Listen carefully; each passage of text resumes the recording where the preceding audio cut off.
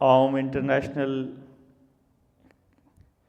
के प्रबंधन principal ma'am, सम्मानित शिक्षकों, प्यारे बच्चों और जनता सरकार मोर्चा के और आसपास के गांव से आए अभिभावकों, सबको हाथ जोड़कर नमस्ते। नमस्ते जी। गुड आफ्टरनून का जवाब तो इतनी जोर से देते हो, नमस्ते लेते नहीं हो, ऐसे कैसे? नमस्ते जी। ये बात, ये बनी नहीं बात कुछ। आप सब लोगों को कोई भी मोटिवेशनल स्पीकर जब कोई बात करता है या जब भी कोई मोटिवेशन देता है तो एक बात बताता होगा हमेशा कि जीवन में आप क्या करना चाहते हो ये तय कर लो कि हमें जीवन का, हमारे जीवन का ये मकसद है, और फिर अब मेहनत करनी शुरू करो। और तब तक नहीं रुकना जब तक आप उस लक्ष्य की प्राप्ति को नहीं कर लेते या उस लक्ष्य को प्राप्त नहीं कर लेते या जब तक आप उस मंजिल तक नहीं पहुंच जाते। ऐसा बताते हैं? बताते हैं। किसी मोटिवेशनल स्पीकर ने आपको यह भी बताया कि अगर उस लक्ष्य तक ना पहुंचो तो क्या करना है? या यह बताया कि जब वो लक्ष्य प्राप्त हो गया उसके बाद क्या करना है? उसके बारे में कभी सोचा? नहीं सोचा? तो मैं थोड़ा इससे उलट बात करूंगा आपसे।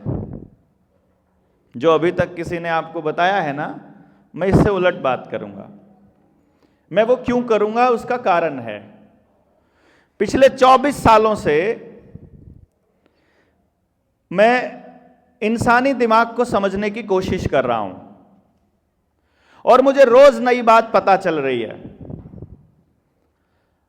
शुरू शुरू में जब मैं माँ बाप को यह समझाता था कि आप अपने बच्चे को पढ़ाने के लिए इतना प्रेशराइज मत कीजिए, आपका बच्चा पढ़ने के लिए नहीं बना है, तो माँ बाप बोलते थे कि हम नहीं पढ़ाएंगे तो क्या करें, इसको नौकरी तो पढ़ने से ही मिलनी है, इसको जो भी काम मिलना है इसको पढ़ने से ही मिलना है, इसका अगला एडमिशन भी पढ़ने से ही होना है। तो फिर मैंने सोचा कि ये तो उलट हो गया, बच्चा पढ़ने के लिए बना नहीं, माँ बाप ने इसको पढ़ाना है, सभी टीचर्स ने पढ़ाना है, तो इस पढ़ने से हमको हासिल क्या होगा?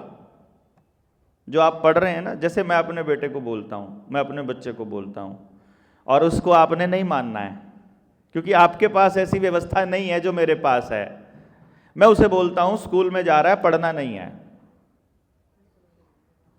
मैं उसको स्कूल में पढ़ने के लिए नहीं भेजता, मैं उसे स्कूल में भेजता हूं कि तुम देखो अपने आसपास किस तरह के बच्चे हैं, फिर ढूंढो उनमें से अपने पसंद के, अपने जैसी सोच के, और फिर उनसे दोस्ती करो और फिर उनके बीच रहो और ढूंढते जाओ कि तुम्हें अच्छा क्या लगता है।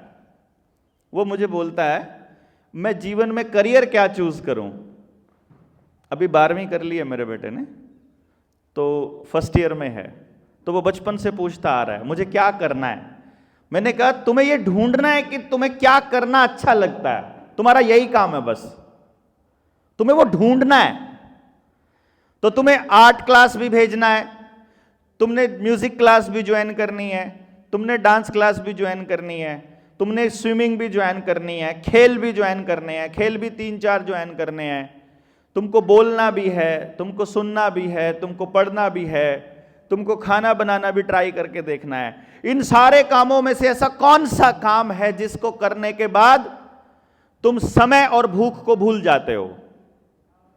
जैसे कई माँ बाप मुझसे बात करते हैं, जी सुबह निकला था, शाम तक घर ही नहीं आया, छुट्टी वाले दिन सारा दिन ही खेलता रहा दोस्तों के साथ। मतलब इसका मतलब यह हुआ पूरा दिन उसको यह भी नहीं पता चला कि पूरा दिन बीत गया और उसे भूख भी नहीं लगी, है ना? तभी तो ऐसा हो सकता है। इसका मतलब उसे कोई एक काम तो मिला जिसमें वो समय और भूख भूल जाता है। यदि मेरा समाज और आपके मां बाप और ये टीचर्स और ये स्कूल और ये पूरी सिस्टम यदि इतना सुनिश्चित कर दे कि मेरे बच्चे को, मतलब आप सब मेरे बच्चे हो, यानी मेरे बच्चों को जो भी अच्छा लगता है उससे उसका जीवन कैसे चलेगा, बस इतना सुनिश्चित कर दें, तो फिर आपको मजबूरी में किसी की नौकरी करने की जरूरत नहीं पड़ेगी। इतना सुनिश्चित कर दें कि तुम कुछ भी करो, तुम्हारी रोटी का इंतजाम हो गया है, तुम्हें कोई किसी की नौकरी करने की आवश्यकता नहीं है, पूरा समाज तुम्हारे लिए खड़ा है। दुर्भाग्य से बच्चों क्या हुआ, मां बाप ने अपने बच्चों के लिए काम करना शुरू कर दिया। सबने अपने बच्चे के लिए स्कूल ढूंढना है, सबने अपने बच्चे के लिए ट्यूशन ढूंढनी है, सबने अपने बच्चे की कोचिंग का इंतजाम करना है, सबने अपने बच्चे की नौकरी का इंतजाम करना है। उस चक्कर में दूसरे के बच्चे के साथ क्या बीत रही है उनको कोई मतलब नहीं है, और यही हम सब की बर्बादी का कारण बन रहा है और भविष्य में बनने वाला है। क्योंकि बच्चे सबके साझले होते हैं, एक बच्चे का फायदा अगर होगा तो यह पक्का है कि दूसरे बच्चे का नुकसान होगा, यह तय है। अब यह बात समझ में आ रही है पेरेंट्स को। मैं जब टीचर से बात करता हूं, क्योंकि मैं पूरे सिस्टम से बात लड़ने की बात कहता हूं, बहुत मुश्किल होता है पूरे सिस्टम से लड़ना, इसलिए मैं क्या कहता हूं कि जिसके बस का जितना है उतना कर लो। अभी जितना है मैं लड़ पा रहा हूं, मैं बोल पा रहा हूं, वो मैं बोल रहा हूं। आप नहीं बोल सकते, कोई बात नहीं, पर कम से कम बात को समझकर उसके ऊपर विचार तो जरूर करिए और सोचिए कि क्या हम सही दिशा में जा रहे हैं। आप में अपनी अपनी क्लास का टॉपर कौन है? हाथ खड़ा करो। अपनी अपनी क्लास में फर्स्ट कौन आया था पिछले पेपर में? जो फर्स्ट आने वाले बच्चे हैं, पहले नंबर पर जो बच्चे आए थे, फर्स्ट रैंक जिनका था, इन लाइनों में नहीं है फर्स्ट आने वाले बच्चे? अपनी अपनी क्लास के टॉपर्स ये बच्चे हैं। ये तो एक क्लास में एक ही बच्चा आया। अब सोचना, जब ये बच्चे घर गए होंगे और इन्होंने कहा होगा मम्मी मैं फर्स्ट आई। आपकी कौन सी क्लास है? 9th। अब 9th में कितने सेक्शन है? यहां कितने सेक्शन है जी? एक ही सेक्शन है। कोई है ऐसा सेक्शन जिसमें 2 या 3 हो? 6th में है, मान लो 3। हम ये कह दें कि भाई 6th क्लास में जो बच्चा फर्स्ट आया, घर जाते ही मम्मी ने पूछा या बच्चे ने बताया कि मम्मी मैं फर्स्ट आया, तो मम्मी का पहला सवाल होगा तीनों सेक्शनों में कौन फर्स्ट आया? पूछते हैं ना। दूसरे बाकी के सेक्शंस में कौन फर्स्ट आया? और फिर ये पूछते हैं कि तुम तीनों सेक्शंस में फर्स्ट क्यों नहीं आए? और जो पहले नंबर पर आया है वो तो एक है, और पूरी क्लास में जितने भी बाकी बच गए उन सब के घर वाले उनको ये कह रहे हैं कि तुमको फर्स्ट आना है अगली बार। तो अगर अगली बार किसी और बच्चे को फर्स्ट आना है तो जो अब की बार फर्स्ट है उसे नीचे जाना पड़ेगा कि नहीं जाना पड़ेगा? यानी कि पहले नंबर पर कितने बच्चे रह सकते हैं? 1। दूसरे नंबर पर कितने बच्चे रह सकते हैं? तीसरे पे कितने? यानी क्लास में जितने बच्चे हैं, एक बच्चा पहले नंबर पर आएगा, पक्का रैंक होगा उसका, एक दूसरे पे आएगा, एक तीसरे पे आएगा और एक लास्ट नंबर पर भी आएगा। मेरी लड़ाई उस लास्ट नंबर पर आने वाले बच्चे की है। मैं ये कह रहा हूं इस पूरे समाज को और इस स्कूल को, इस सिस्टम को, कि वो आखिरी बच्चा भी तो इंसान का बच्चा है, उसके पास भी तो कुछ ना कुछ होगा। परमात्मा ने उसे भी तो कोई विद्या दी होगी, उसे भी, उसके दिमाग में भी तो कुछ खास चीज डाली होगी। ऐसा नहीं हो सकता कि वो पढ़ने में कमजोर है तो वो हर चीज में कमजोर होगा, ऐसा नहीं हो सकता। आप जब गाड़ी में इतना सारा सामान लगाते हो तो सारा का सारा सामान लोहे का नहीं लगाते हो, उसमें बहुत सारा सामान कांच का भी होता है, उसमें बहुत सारा सामान प्लास्टिक का भी होता है, हार्ड प्लास्टिक भी होती है और सॉफ्ट प्लास्टिक भी होती है, कपड़ा भी होता है सीट के ऊपर, फोम भी होती है उसके अंदर, और टायर के अंदर एक छोटी सी वाल भी होती है। अगर आपके टायर में वो छोटी सी वाल निकाल दे, क्या पता 10-20 पैसे की या 1 रुपए की आती होगी, हवा ही निकल जाएगी, गाड़ी चल ही नहीं सकती चाहे जितनी मर्जी महंगी हो। नहीं समझे? मेरा कहने का मतलब ये है कि ये जो संसार रूपी गाड़ी है, इसमें हमको शीशा भी चाहिए, कांच भी चाहिए, पत्थर भी चाहिए, लकड़ी भी चाहिए, लोहा भी चाहिए, एल्यूमिनियम भी चाहिए, सोना भी चाहिए, चांदी भी चाहिए, मिट्टी भी चाहिए, पानी भी चाहिए, पेड़ भी चाहिए, हवा भी चाहिए, धूप भी चाहिए, हमको खाना भी चाहिए, पानी पीना भी है हमको, हमारे को सब चीजों की जरूरत है, और उन सबको बनाने वाले लोग चाहिए। और परमात्मा ने इतना गजब का सिस्टम बनाया हुआ है कि इस पूरी की पूरी एरिया के अंदर जिस तरह से चलाने के लिए जैसे दिमाग चाहिए, उस एरिया में वैसे दिमाग पैदा करके भेजता है। तो ड्यूटी स्कूल की बने या सिस्टम की बने या मां बाप की बने, यह एक अलग विषय है, लेकिन इन बच्चों से बड़ी पीढ़ी की यह ड्यूटी बनती है, उनका यह दायित्व बनता है कि वो ये पता करें कि मेरी क्लास में बैठे हुए जितने बच्चे हैं उनमें कौन कांच है, कौन लोहा है, कौन सोना है, और उसका उसके हिसाब से समाज के लिए इस्तेमाल करें, उसके हिसाब से उनको तैयार करें। क्यों? सहमत हैं? आप सबके पास कोई ना कोई टैलेंट दे रखा है कुदरत ने, आप सबको अद्भुत बनाया है। वो अद्भुत क्या है आपके अंदर, ये पता करना और उसको निकालना, इसके लिए समाज को तैयार करना हम जनता सरकार मोर्चा के लोगों का उद्देश्य है कि हम गांव में पढ़ने वाले, शहर में पढ़ने वाले, सरकारी स्कूल में पढ़ने वाले, प्राइवेट स्कूल में पढ़ने वाले, और या फिर ना पढ़ने वाले, हर बच्चे के टैलेंट को बता सकें कि भाई इस बच्चे के पास ये टैलेंट है। और कुदरत ने क्या इंतजाम किया हुआ है, 15% जो बच्चा है, 10 से 15, ज्यादा करोगे 20, इतना बच्चा पढ़ाई करने के लिए बना है, इतना ही बच्चा, इससे ज्यादा नहीं। बाकी का जो 85% है वो किस लिए बना है कि इन 15% ने पढ़ के आखिर तक पढ़ के, रिसर्च कर करके जो निकाला और किताबें छाप दी और बता दिया कि ये रिसर्च है हमारी, उस रिसर्च को मानव कल्याण के लिए इस्तेमाल कैसे करना है, उसके लिए बाकी का 85% चाहिए। जैसे स्कूल में आप देखोगे सारे के सारे प्रिंसिपल्स नहीं होते हैं, प्रिंसिपल एक ही होंगे, एक उनका कोऑर्डिनेटर होंगे, फिर टीचर्स होंगे। समझ रहे हैं मेरी बात को? बहुत ज्यादा टीचर्स की आवश्यकता नहीं है, सीखने वाला एक आदमी ने सीख लिया, उसने अपना सीखा हुआ बाकी लोगों को बताना है। इसी तरह से किसी फैक्ट्री में जाओगे, सब मैनेजर्स नहीं होते हैं, वहां भी मैनेजर्स एक होंगे, उसके नीचे कई मैनेजर्स होंगे, छोटे वाले मैनेजर्स, और वो मैनेजर्स के फिर साथ में काम करने वाले और लोग होंगे। तो जिसको जितनी समझ है, तो वो कुदरत ने बड़ा इंतजाम किया है। इसीलिए जब आप जाते हो, प्राइमरी स्कूलों में ज़्यादा संख्या मिलेगी, फिर हाई स्कूल में कम मिलेगी, सीनियर सेकेंडरी स्कूल्स में और कम हो जाएगी, कॉलेज में जाते जाते ये और कम हो जाएगी। और आपको पता चले, इस सिस्टम का हमसे पहले वालों को मालूम था। इसीलिए अगर हर साल 25 लाख बच्चा 12वीं करता है एक बोर्ड से, तो उस बोर्ड के बच्चे को पढ़ने वाले मात्र 4 लाख बच्चों के लिए ही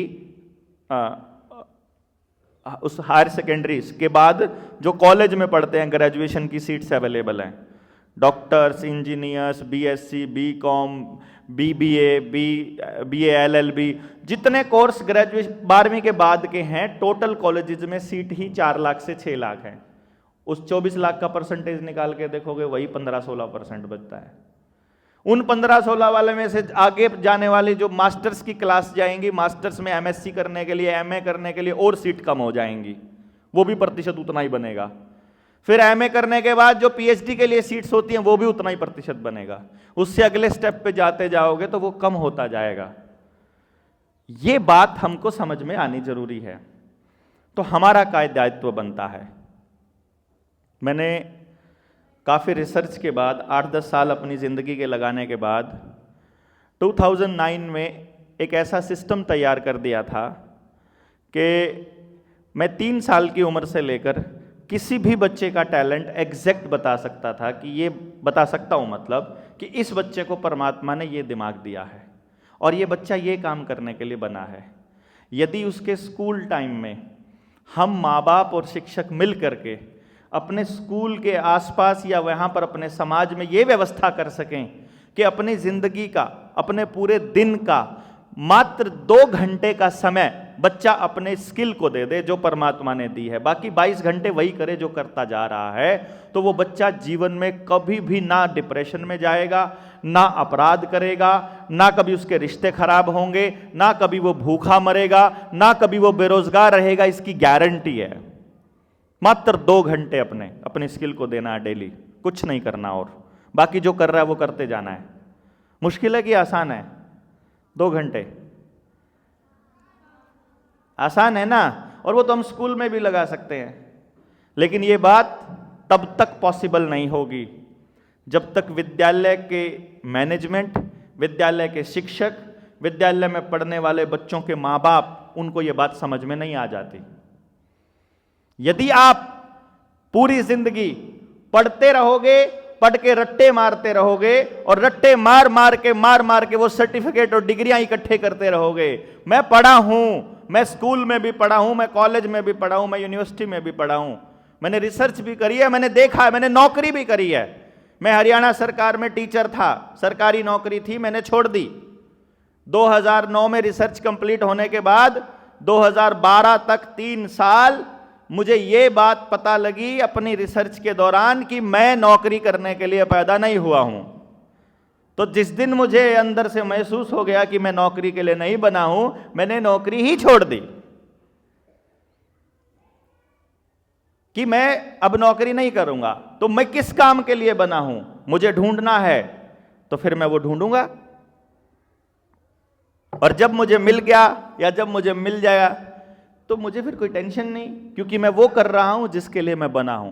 और यदि मैं वो कर रहा हूं तो मैं अपने 24 के 24 घंटे, उन 24 घंटों में आने वाला हर मिनट, हर सेकंड में अपनी जिंदगी का आनंदित जी सकता हूं। इसलिए मुझे इस बात से फर्क नहीं पड़ता है कि लोग क्या कहते हैं। जब कोरोना के दौर में मैं लोगों को समझा रहा था कि अरे मूर्खो, इस लॉकडाउन को तोड़ लो, अपने बच्चों के लिए स्कूल खोल लो, ये लॉकडाउन किसी फ्रॉड थ्योरी के ऊपर आधारित है, तो लोग मुझे पागल कहते थे। मैं आपको बताऊं, क्योंकि सारा मीडिया, सारे अखबार, सारे चैनल, सारे नेता सब एक दिशा में बोल रहे थे। और मैंने कहा नहीं, मैं सच का साथ नहीं छोड़ूंगा, भले ही एक भी आदमी मेरा साथ ना दे, भले ही कोई भी आदमी मेरा साथ ना दे, लेकिन मैं अपने सच पर खड़ा हूं, क्योंकि मुझे मालूम पड़ गया था कि ये सारा का सारा इस देश की अगली जनरेशन के साथ फ्रॉड चल रहा है। उसी लॉकडाउन और उस बीमारी की आड़ में ऑनलाइन एजुकेशन के नाम पर आप बच्चों को मोबाइल पकड़ा दिया इन लोगों ने। ये मोबाइल आपकी बर्बादी का एक रास्ता बनने वाला है आने वाले समय में। आपको मालूम ही नहीं है, ये आपको खा रहा है अंदर ही अंदर। मालूम है क्या आपको? मालूम है? नहीं मालूम है? ये मैं बताता हूं। ये 2 बच्चे बैठे हैं ऐसे जैसे जिम मारने वाले हैं, पहलवान से टाइप के, है ना? दोनों बच्चे आगे आ जाओ। मैं आपको ये दिखाता हूं कि ये ताकतवर बच्चे जो अब मतलब ऐसा लगता है कि जिम मारते जिम जाते हो ना, आओ, ये पहलवान हैं और आपके सामने मैं लाइव बताऊंगा। और ये लाइव आपने अपने घर जाकर के अपने माँ बाप और अपने बच्चे और अपने पूरे गांव को बताना है, और सभी बच्चों को बताना है कि ये मोबाइल कितनी खतरनाक और कितनी गहरी साजिश है। ये देखो, मैं अपने पास में अपने साथ हमेशा ऐसा बैग टांग के रखता हूं। मैं मोबाइल कभी भी हाथ में नहीं लेता हूं, टच नहीं करता हूं, मैं इसको हमेशा गले में टांग के रखता हूं। इसके पीछे का क्या लॉजिक है ये समझना है। आओ भाई, कहां गया दूसरे वाला? आ जाओ। देखो, मैं तुम्हें इसका लाइव एग्जाम्पल दिखाऊंगा, अपना चेक करना। वो फोन देना मुझे, देखना। दूसरे वाला दो, दूसरे वाला, मेरे वाला। अच्छा लगा हुआ है तो और दे दो, ठीक है। आप ये फोन देखिए, ये एक फोन है, इसको अभी मैं फिलहाल यहां रख देता हूं। इस बंदे के हाथ में कितना दम है मैं चेक करना चाहता हूं। आओ भाई आगे आओ, हाथ ऐसे करो, आगे आगे आ जाओ, ऐसे कर लो। मैं इसके हाथ को दबाऊंगा और इसने दबने नहीं देना, क्योंकि ये जिम मारने वाला लड़का पहलवान है, दबने नहीं देना भाई हाथ, ठीक है। पर जोर लगा पूरा, जितना जोर लगा सकता है। मेरे से सच्ची में नहीं दब रहा। अब मैं इसका देखता हूं, ये भी जिम मारने वाला बच्चा है, इसका भी नहीं दब रहा। अब मैं दोनों को एक एक फोन दे देता हूं, दूसरा भी दे दो, चलो निकाल दे कवर इसका। अभी कवर निकाल के इसलिए दे रहा हूं, अब इसको पॉकेट में डाल लो, बस खाली पॉकेट में डालना है। कुछ नहीं किया ना मैंने, कोई मंत्र नहीं मारा, कोई जादू टोना नहीं किया, कुछ नहीं किया। अब ये मोबाइल जैसे ही इसके शरीर के साथ टच में आया, इसने इसके शरीर को चूसना शुरू कर दिया। और कोई सी भी पॉकेट में डाल लो, कोई सी पॉकेट में डाल लो। अब इनके शरीर को इस मोबाइल ने चूसना स्टार्ट कर दिया। अब ये जोर नहीं लगा पाएंगे। करो हाथ आगे वैसे ही। अब मैं दोबारा से दबाऊंगा और ये इनसे जोर नहीं लगेगा, कंफर्म है, ये लगा ही नहीं सकते। लग रहा जोर? हाँ नहीं लगा सर। दोबारा करो, दोबारा ट्राई मारो, पूरा जोर रोक ले, पूरा जितना जोर लगा सकता है जैसे था। ये रोक ही नहीं सकता। और छोड़ो, हाथ छोड़ो, मैं 2 उंगलियों से करो। जब मेरे से पूरे हाथ से नहीं हो रहा था, 2 उंगलियों से रोक नहीं पा रहा ना, तुम करके देखो। 2 उंगलियां सिर्फ ट्राई करता हूं, ठीक है। ये रोक ही नहीं सकता। अरे यार हाथ में जान नहीं है। चल 2 छोड़ो, 1 उंगली से ट्राई करते हैं, ठीक है। 1 उंगली से ट्राई करके देखते हैं। लग रहा जोर? No sir. है? No sir. अब निकाल दो। अब मोबाइल को निकाल के रख दिया है साइड में। अभी फिर करो, कहीं ऐसा लगे कि पहली बार सारा जोर लग गया था, दूसरी बार जाता नहीं लगा। करो हाथ, अब फिर रोको हाथ को, और फिर रोक के देखो, रोक सकता हूं क्या? लग रहा है? लग रहा है। अब लगना स्टार्ट हो गया, तो करके देख। कदम सोचा, जोर लगा पूरा है, इब तो लग गया। पता लग गया? हाँ लग गया सर। अब सोचो, जो बच्चा इस पॉकेट में फोन को रखता है, उसका स्पर्म काउंट 0 हो रहा है। वो अगली संतान पैदा नहीं कर पाएगा, नपुंसक और बांझ होने की दिशा में है। और जो बच्चा अपने फोन हाथ में रखता है 24 घंटे, उसका क्या हाल होगा? जाओ। अब ये बात अगर मुझे पता है, तो क्या ये सरकार को या इन मोबाइल कंपनी बनाने वालों को नहीं मालूम है? मालूम है कि नहीं मालूम है? उनको मालूम है। और अगर उनको मालूम है, तो वो ऐसी व्यवस्था क्यों लेकर आ रहे हैं कि हर आदमी के हाथ में मोबाइल होना चाहिए? क्योंकि बेटा, ये जो मोबाइल है ना, इसकी रेडिएशंस इतनी खतरनाक हैं कि जो आदमी कान पे यहां लगा के रखता है, उसके दिमाग को माइक्रोवेव की तरह भूनते रहते हैं, अंदर के सेल्स को डैमेज करता रहता है। वो आदमी कभी अपनी अकल का इस्तेमाल नहीं कर पाएगा जो मोबाइल इस्तेमाल करता है, जो मोबाइल का इस्तेमाल होता है। जो फोन पे लगातार, फोन पर अगर आपने पूरे दिन में 5 या 10 मिनट से ज्यादा अगर फोन पर बात कर ली, तो आप अपने दिमाग का इस्तेमाल नहीं कर पाओगे। क्योंकि अब मोबाइल आपकी रेडिएशंस को, मोबाइल आपके दिमाग को रेडिएशंस में घूमता रहेगा। आपके आसपास ये रेडिएशंस आपको दिखाई नहीं दे रही है, लेकिन वो चारों तरफ, ये जितने भी लोग मोबाइल लेकर बैठे हैं, उनके मोबाइल की रेडिएशंस आप सबको, आपके सबके सेल्स को डैमेज कर रही है, दिमाग के सेल्स को। और आपको हाथ में पकड़ा दिया वो मोबाइल, और टैबलेट भी पकड़ा रहे हैं, और कह रहे हैं पढ़ाई इंटरनेट से होगी। और वाईफाई तो आपकी स्पीनियल ग्लैंड को कितना खत्म करता है आपको पता भी नहीं है। और हम लोग हॉटस्पॉट चालू करो, 4GB चलाओ, 5GB चलाओ, हमको मालूम ही नहीं है। इतनी सारी बातें हैं जो आपके मां बाप को बतानी है हमने, कि कितनी चीजें हैं। उठाकर देखना, नमकीन का पैकेट खाते हो ना सारे, जितना चिप्स, कुरकुरे, नमकीन, बिस्किट, ब्रेड, आज ये रिसर्च करना, सारे इंटरनेट यूज करने वाले बच्चे जाकर के ये रिसर्च करो।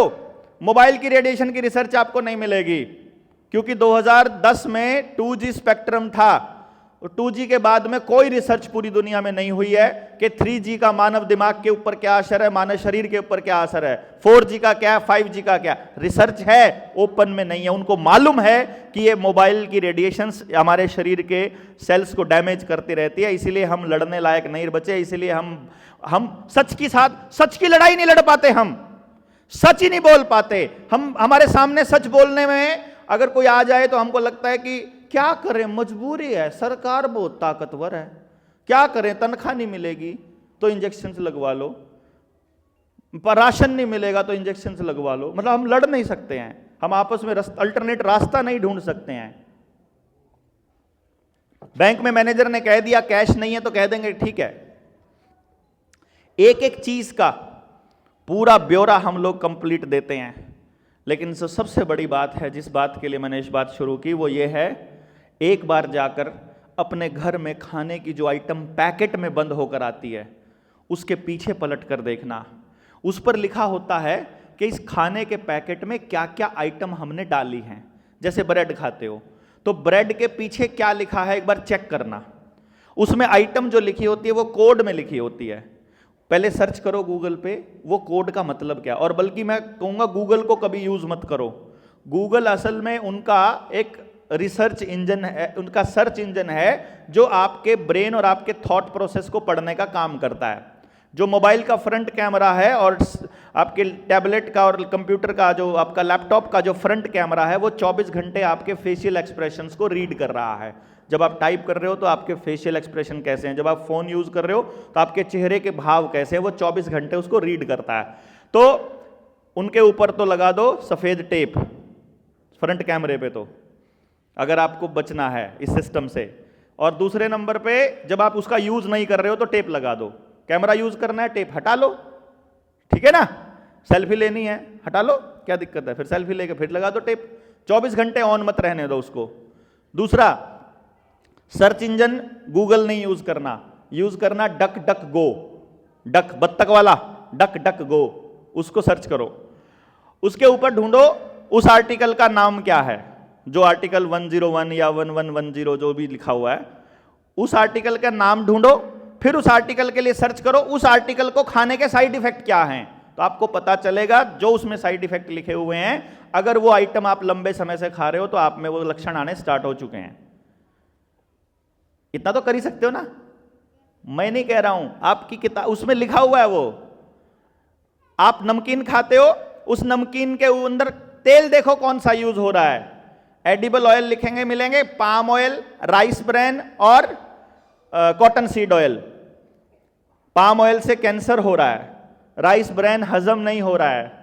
आपका कॉटन सीड ऑयल, कॉटन तो इस एरिया में बहुत होती है, कपास से निकलता है ना बिनोले का तेल। कॉटन सीड ऑयल का मतलब है बिनोले का तेल, कॉटन सीड बिनोले को बोलते हैं। बिनोले का तेल कपास से मिलता है। कपास जो है वो बीटी कॉटन है। बीटी पता है ना, बीटी, बीटी सर्च करना, बीटी, बीटी कीड़े का नाम है। उस कीड़े का जीन उसमें डाला गया है उस कपास के अंदर, ताकि उस तेल को जो भी डंगर खाएगा, आपकी भैंस उस बिनोले को खाएगी या खड़ खाएगी या आप खाओगे। तो ब्राजील की सरकार ने 2020 में एक रिपोर्ट जारी की थी जिसमें उसने कहा था जो भी जीव जंतु इस बीटी कॉटन के बने हुए तेल को खा रहा है या जो भी उसकी जेनेटिकली मॉडिफाइड आइटम खा रहा है, वो या उसकी अगली संतान नपुंसक या बांझ पैदा होगी। वो बच्चे पैदा कर ही नहीं पाएंगे। इसीलिए आपके आसपास आईवीएफ सेंटर खुल रहे हैं रोज। ये अगली जनरेशन्स का बीज कैसे समाप्त होगा, ये जेनेटिकली मॉडिफाइड आइटम तय करती हैं और वो हम लोगों की बनाई हुई नहीं है। अब इस बात को आपके माँ बाप को कौन समझाएगा जब तक वो माँ बाप बैठकर बात नहीं करेंगे। और जो बात मैं आपको, ये तो बीच में निकल के आ गई मोबाइल से, क्योंकि मोबाइल आपके हाथ में अगर पकड़ा हुआ है आपने तो आपका सर्वनाश कर रहा है, रोज आपको खा रहा है वो। जितनी सेकंड भी आपकी जेब में रहेगा, जितनी सेकंड वो आपके हाथ में रहेगा, जितने सेकंड वो आपसे 6 फुट दूरी पे रहेगा। वो कह रहे थे ना 6 फुट दूरी है जरूरी, वो मोबाइल से दूरी है जरूरी। 6 फुट दूर चार्जिंग पे लगाना है तो कम से कम डबल बेड से 6 फुट दूर होना चाहिए। जहां आप सोते हो वहां फोन नहीं रखना है, सोते हुए फोन अपने आसपास बिल्कुल नहीं रखना है, दूसरे कमरे में चार्जिंग पे लगाकर सोना है। ये आपको अपने नियम बनाने हैं यदि आप आने वाले वक्त में इन चीज़ों से बच के सच्चाई के रास्ते पर चलना चाहते हो तो। तीसरी चीज़ जिसके लिए मैंने यहाँ बातचीत शुरू की थी वो ये है बच्चों, आपके पास दो रास्ते हैं। पहला रास्ता, इस एजुकेशन सिस्टम में जो चल रहा है उसको वैसे ही चलने दिया जाए। आप पेपर दो, हर 6 महीने में, हर 2 महीने में, हर महीने, हर हफ्ते टेस्ट देते रहो। टेस्ट के बाद रिजल्ट आता रहे, एक फर्स्ट आता रहे, बाकी सबको सुनाते रहें माँ बाप और पीटीएम में कि जी अगली बार और मेहनत करो, अगली बार और मेहनत करो, जितनी मर्जी मेहनत करो, फर्स्ट एक ही आएगा, कन्फर्म है ये मेहनत करते रहो। और वो मेहनत करके फिर लास्ट में, आखिर में एग्ज़ाम्स की तैयारी करो, कॉलेज की तैयारी करो, फिर एग्ज़ाम की तैयारी करो। एग्ज़ाम की तैयारी के बाद फिर तुम तैयारियां करते करते 30-30, 35-35 साल के हो जाओ और फिर आखिर में आपको कभी कोई नौकरी मिले तो चपड़ासी की मिले, पियून की मिले, या फिर किसी 4th ग्रेड की मिले, या कुछ ऐसी मिले। टीचर्स की इतनी ज़्यादा आवश्यकता नहीं होती है, आपको अफसरों की इतनी ज़्यादा आवश्यकता नहीं होती है। हर साल अफसर इतने नहीं चाहिए होते हैं हमको। ज़्यादा लोग तो वही चाहिए होते हैं जिनका बहुत ज़्यादा एजुकेशन का लेवल बहुत ऊंचा नहीं होता है। बड़ी बात यह है, एक रिसर्च और करनी है पढ़ने वाले बच्चों को, हमारे टीचर्स को और जितने माँ बाप सुन रहे हैं उनको, कि आज तक ज़िंदगी में आपने जितनी भर्तियाँ देखी हैं उन भर्तियों में कितनी भर्ती हुई है और कितने बच्चों ने फॉर्म भरे थे। अगर उसका प्रतिशत निकालोगे तो आज के दौर में जो प्रतिशत मिलेगा, पास का जो प्रतिशत मिलेगा, वो मिलेगा 0.01% से भी कम। 0.1% से कम बच्चा पास होता है किसी भी एग्जाम में। यानी फेल होने की गारंटी कितनी है? 99.9% से ज्यादा बच्चे फेल ही होंगे, कंफर्म है इस एजुकेशन सिस्टम में। एक दूसरा सिस्टम, अल्टरनेट सिस्टम, जिसके लिए मैं आपके बीच खड़ा हूं, वो ये है, आपके माँ बाप की मदद से, आपके विद्यालय की मदद से हम आपके लिए एक ऐसा एजुकेशन सिस्टम खड़ा करें कि आपके स्कूल में ही आपकी रेगुलर पढ़ाई के साथ आपका टैलेंट भी विकसित किया जाए, आपके टैलेंट को तैयार किया जाए, जो आपके अंदर असली टैलेंट है उसको निखारा जाए, और उस टैलेंट से आपको अपना घर कैसे चलाना है, अपना जीवन कैसे चलाना है, वो आपको स्कूल में ही सिखा दिया जाए। तो आप में से कोई बेरोजगार बचेगा? आप सबको काम करना आएगा ना, आपको काम करना है और उस काम में आपको मजा आ रहा है, फिर क्या फर्क पड़ता है पैसा कम मिले कि ज्यादा मिले, आपको अच्छा लग रहा है ना। आप ज्यादा बड़ी, आप बताओ, 5 करोड़ की गाड़ी में बीमार होकर रहना चाहते हो या साइकिल पर स्वस्थ रहना चाहते हो? सीधी सी बात है, कोई भी आदमी बीमार रहकर, उदास रहकर, दुखी रहकर, परिवार तोड़कर, नशे में रहकर, सामाजिक दूरी बनाकर अपराध की दुनिया में नहीं जीना चाहता। उसके पास कितना ही पैसा हो, वो सुख शांति और प्रेम से जीना चाहता। पैसा थोड़ा कम भी चलेगा, पर उसे जिंदगी जीने में आनंद आना चाहिए। और जिंदगी जीने के आनंद का एक ही सूत्र है कि जो कर रहे हो वो अच्छा लग रहा है कि नहीं, उसको मन से कर रहे हो कि नहीं, दिल से कर रहे हो कि नहीं। इसीलिए मैं जब अपने बच्चे को ये बोलता हूं कि बेटा पढ़ने सिर्फ तब बैठना जब पढ़ने को मन कर रहा है, और तब तक मत उठना जब तक पढ़ने का जी कर रहा है। इसीलिए उसको ये बात समझ में आ गई, जब उसको मन करता है तब वो पढ़ लेता है, और वो तब इतना पढ़ लेता है कि मैं आपको बताता हूं, 7 साल की उम्र में, 7 साल की उम्र में कौन सी क्लास में होते हैं हम? दूसरी क्लास में होते हैं। जब वो दूसरी क्लास में था तो उसने 10th क्लास का मैथ, फिजिक्स, केमिस्ट्री कर दिया था खत्म। जो मेरा बेटा है ना, आप ढूंढना, जाकर के सर्च करोगे वंडर किड ऑफ इंडिया, यशस्वी बल्हारा, आपको मिलेगा। और ऐसे बहुत सारे बच्चों के ऊपर हमने काम किया और हमने दिखाया नंबर लेना, पढ़ाई करना बहुत मुश्किल नहीं है बच्चों, बहुत आसान है। मैं किसी दिन आपके लिए स्पेशल आऊंगा और आपको बता के जाऊंगा कि जितनी देर आप पढ़ते हो, मान लो 2 घंटे पढ़ते हो ना घर जाकर, आप जितना काम 2 घंटे में करते हो, अगर आपने मेरा सिस्टम समझ लिया कि आपको कैसे पढ़ना चाहिए, तो वही काम जो 2 घंटे में कर रहे हो आधे घंटे का भी नहीं है, आधे घंटे का भी नहीं है, सब काम उतनी मेहनत में तो आप पता नहीं क्या कर लोगे, वो टाइम आप अपना बचा सकते हो। तो आप चाहते हो ऐसा कुछ हो जाए कि नहीं चाहते हो? इसके लिए हमने एक प्लान किया है, एक योजना बनाई है। पूरे भारतवर्ष से सब जगह जहां जहां हमारी बात पहुंची है, जहां जहां हम लोगों तक समझा पाए हैं, हमने उन लोगों को इनवाइट किया है दिल्ली के तालकटोरा स्टेडियम में 24 नवंबर को। कौन सी तारीख को? आज कितनी तारीख है? 16 कल 17 है, कल संडे है। कल वाले से अगला संडे, अगला जो संडे है, दिल्ली के तालकटोरा स्टेडियम में हम लोग इकट्ठे हो रहे हैं।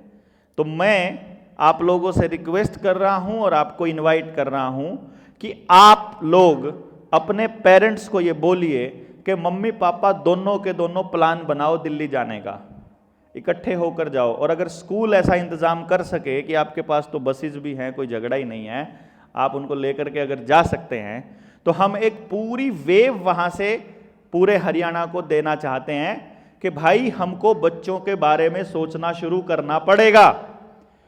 जो विद्यालय इस मिशन पर सोचना स्टार्ट कर देगा, लोग उसके साथ जुड़ना शुरू करेंगे। जो विद्यालय इस पर काम नहीं करेगा, आने वाले वक्त में इस रट्टे वाली पढ़ाई का कोई भविष्य नहीं है, ये तय है। आपको स्किल बेस्ड एजुकेशन सिस्टम चालू करना ही पड़ेगा, अदरवाइज हम इस मिशन को पूरा बड़ा आंदोलन बनाने जा रहे हैं आने वाले वक्त में।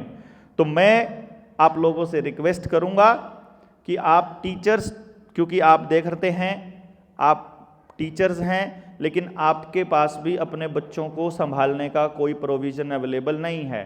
आपके बच्चे भी मोबाइल पर उसी तरह से चिपके हुए हैं, आपके बच्चे भी खाने पीने की आइटम वैसे ही खाते हैं, आपका बच्चा भी उसी एजुकेशन सिस्टम में फंसा हुआ है, आप भी उसी अंधी दौड़ में हैं, मैं भी उसी अंधी दौड़ में हैं, हम सब गांव वाले, देश वाले सब इसी में लगे पड़े हैं।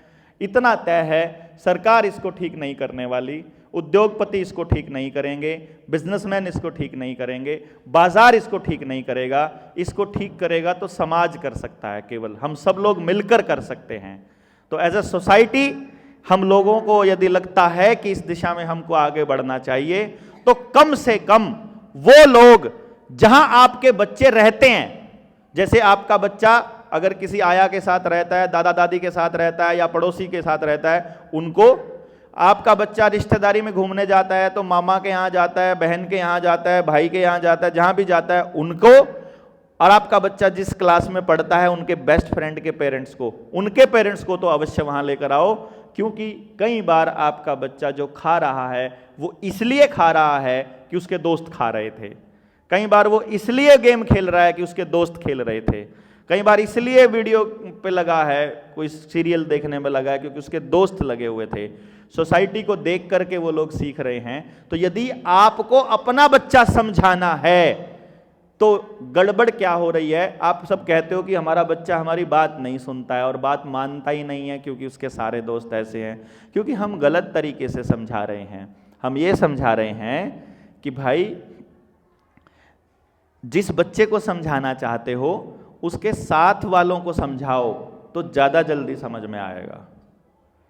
क्लास में जिस बच्चे को डंडे लगते हैं ना, उसको इतना दर्द नहीं होता, जो नीचे बैठे होते हैं वो कहाँ परे होते हैं कि अगला नंबर हमारा आएगा, डर डर वो ज़्यादा, साइड वाले को ज़्यादा समझ में आता है, उसके साथ नहीं हो, भीतर ही होती है। तो अब आपने जो मैंने ये एग्जाम्पल बताया ना, आपको अपने जीवन में क्या चीज़ आपके लिए अच्छी है अगर वो चेक करनी हो तो किसी को भी अपने दोस्त को बुलाओ, अपना हाथ ऐसे करो और वो ऐसे अपना हाथ ऐसे करो, उसको बोलो दड़ा दबा के देख, और वो जो आइटम है ना दूसरे वाली आइटम वो हाथ में पकड़ लो। तुलसी का पत्ता है, पकड़ोगे आपके हाथ में जान और ज़्यादा आ जाएगी। चाय पत्ती अगर इसमें रख लोगे आपकी जान फिर निकल जाएगी। कोई पेड़ का पत्ता है, हाथ में पकड़ के करो, अगर आपकी ऊर्जा नीचे जा रही है तो वो आपके घर को और आपके समाज के लिए खतरनाक पेड़ है, अगर आपकी ऊर्जा बढ़ रही है तो वो आपके लिए अच्छा है। वहीं एकदम से टेस्टिंग, एक का शरीर एकदम बता देगा ये चीज़ आपके लिए अच्छी है कि नहीं है। जूते पहनकर यही चीज़ करोगे, आपकी ऊर्जा जितनी है, जूते निकाल दो, जमीन के साथ सीधा पैर, नंगे पैर खड़े हो जाओ, ऊर्जा बढ़ जाएगी। आप चेक कर लो ना, प्लास्टिक के आइटम पहन के रखोगे ऊर्जा घट जाएगी। असली कॉटन जो कपड़े पहनोगे, जो रियल कपड़े हैं, मतलब किस तरह के कपड़े पहनते हो, किस तरह की चीजें खाते हो, कैसे एनवायरनमेंट में रहते हो, किन पेड़ों का किन पौधों का खाना खाते हो। जो गेहूं आपके पास है उस गेहूं का उठा करके हाथ में और चेक करो अपनी ऊर्जा, उसमें अगर केमिकल मिला होगा तो ऊर्जा घट जाएगी, अगर वो ऑर्गेनिक होगा, प्योर होगा, ऊर्जा बढ़ जाएगी। सीधी सी बात है। आपका शरीर एकदम एक इलेक्ट्रिकल, आपको मालूम है आपकी बॉडी इलेक्ट्रिकल भी है, मैग्नेटिक भी है। लंबा विषय है, बहुत वो है, मैंने इसके ऊपर बड़ी लंबी रिसर्च की है। आपका दिमाग बहुत बढ़िया रिसीवर है, आपका शरीर पूरा इलेक्ट्रॉनिक सिस्टम है, ये किसी भी चीज़ को टच करके बता देगा कि ये चीज़ मेरे लिए सही है कि गलत है। वो इवन आपके उस एनवायरनमेंट में जाकर भी उस ऊर्जा को भी पकड़ सकता है। हमको उस ऊर्जा पर काम करना है जो आपके अंदर पड़ी है, बेशुमार है, बेशकीमती है और गजब है और अद्भुत है। इस ऊर्जा को इस खामखाई के सिलेबस पे वेस्ट नहीं करना है। ये सिलेबस, जितना सिलेबस आप 12वीं तक पढ़ते हो ना, 10वीं तक जो सिलेबस पढ़ते हो, मात्र 6 महीने का सिलेबस है ये, ज़्यादा से ज़्यादा। आपको पढ़ना आना चाहिए, टीचर्स को पढ़ाना आना चाहिए, कुछ भी नहीं है, ऐसे समझ में आता है, कुछ नहीं है ये। इसके ऊपर इतनी जिंदगी का इतना कीमती समय बर्बाद करने की आवश्यकता नहीं है इस सिलेबस के ऊपर। ये तो वैसे हो जाएगा खेल खेल में। असली चीज जो आपको सीखनी है वो जीवन जीने की स्किल्स हैं। उस स्किल के ऊपर हम लोग काम करना चाहते हैं। तो 24 नवंबर को आना चाहिए कि नहीं? बोलोगे घर पे जा करके? धक्का कर लियो, नको जाना पड़ेगा जी। हमारे स्कूल वालों से मिलो जाके, अगर स्कूल वाले तैयार होते हैं तो आप इनवाइटेड हैं वहाँ। उस पूरी की पूरी एक ऊर्जावान लोग वहाँ मिलेंगे पूरे भारत से, और इस मुहिम को हम आगे लेकर के जाएंगे आप सबकी मदद से, ऐसा मेरा अनुमान है। विद्यालय प्रबंधन ने, सभी टीचर्स ने मुझे यहाँ आपसे रूबरू होने का मौका दिया, और इस मिशन में आपका क्या कहना है इस पर तो आप ही बताएंगे। बाकी मेरी तरफ से आप निमंत्रित हैं और आपका बहुत बहुत धन्यवाद। हम कभी आएंगे तो इसके ऊपर लंबी चर्चा किसी और विषय पर करेंगे। तब तक के लिए, अभी के लिए अलविदा। जय हिंद, जय भारत, धन्यवाद।